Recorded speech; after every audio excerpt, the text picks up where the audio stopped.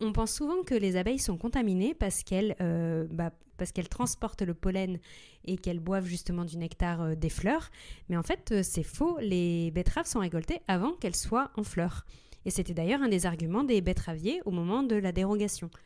Mais du coup, comment elles sont contaminées ? Parce qu'elles sont quand même touchées par les néonicotinoïdes. Et ben en fait, elles vont boire l'eau qu'il y a sur les feuilles par la sudation, on va dire, des feuilles. Et elles vont boire également de l'eau qu'il y a dans les flaques au niveau du sol, et notamment quand il y a des grandes pluies. Et c'est comme ça qu'elles vont être contaminées. Il faut aussi dire que vu que les néonicotinoïdes restent longtemps dans le sol, et ben ça peut impacter la culture qu'il y aura après les betteraves.